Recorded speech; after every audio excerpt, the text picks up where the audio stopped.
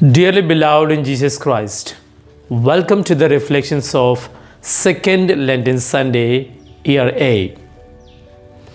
Mr. Franklin, after completing his office work, he goes to church every day. He sits at the back bench and he keeps on talking to God about the worries he has in his life. He speaks about his office, he speaks about his family, he speaks about his finances, he speaks about family crisis and so forth. He keeps on talking and then finally he adds, "Lord, when will you answer me?" And then he goes. This was his routine for years and years, but nothing happened in his life.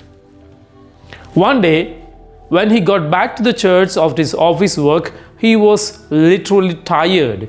He sat on the bench, but he couldn't utter anything. He just looked at the cross. And then the voice spoke to him. God spoke to him, gave answers for all the questions he had been asking for years and years. While listening to God, Franklin got angry and he yelled it, saying, "Why didn't you answer me then? When I had a problem, I asked you, but you didn't answer, and now you are answering." Then God replied to him, "When did you give me time to speak back? You kept on talking too. You never gave me time to answer your question." Dear friends in Jesus Christ, from today's liturgy of the Word, we're going to learn something very important in our spiritual journey. That is to say, the art of listening in our spiritual journey. Listening to God is one of the important deeds that we can do to improve in our spiritual journey. From this first reading and the gospel passage, we understand how well we have to listen to God so that we will be benefited spiritually and our life will be transformed into God-oriented life. The first reading is taken from book of Genesis, and here we hear about Abraham. God tells Abraham, "Leave your people, leave your country, leave your possessions and go to a foreign land." Abraham just listened.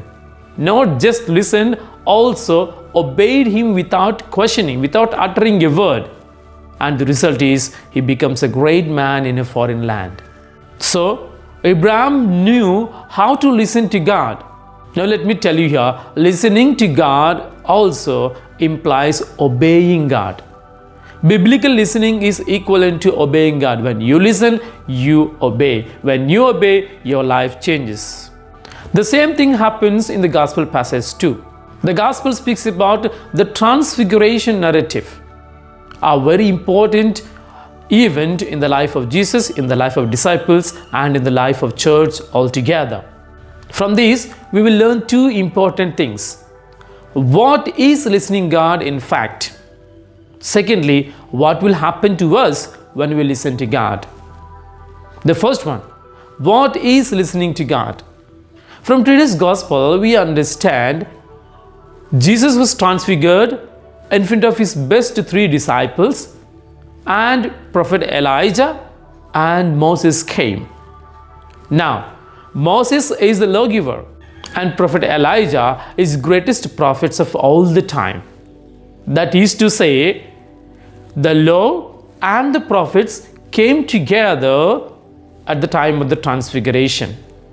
Now, in this, what is listening to God? Listening to God is listening to the Torah and listening to the prophets. And that comes to us through Jesus Christ. The voice tells, "You heard about Moses. You learned from Elijah." Now those two things are brought to us in the personality of Jesus Christ. Therefore, listening to him is complete fulfillment of listening to the entire Bible. So, listening to Jesus implies we are listening to Word of God. We are understanding Word of God in its entirety.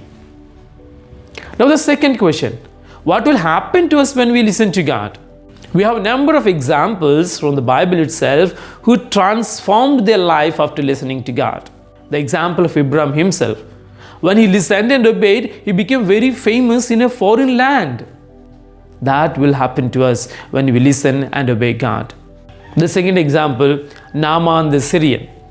Naaman the Syrian was asked by Elisha, "Go and dip yourself into the water." Though he grumbled, he listened, he obeyed, and his life was transformed. Jesus tells those 10 lepers, "Go and show yourself to the priest." They listened, they started walking towards the temple, and then they see the transformation.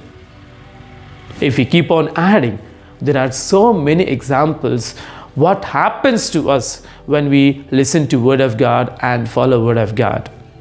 Therefore, dear friends, from the Lenten reflections, let us take to our mind, listening to God is one of the most important activities of our spiritual journey.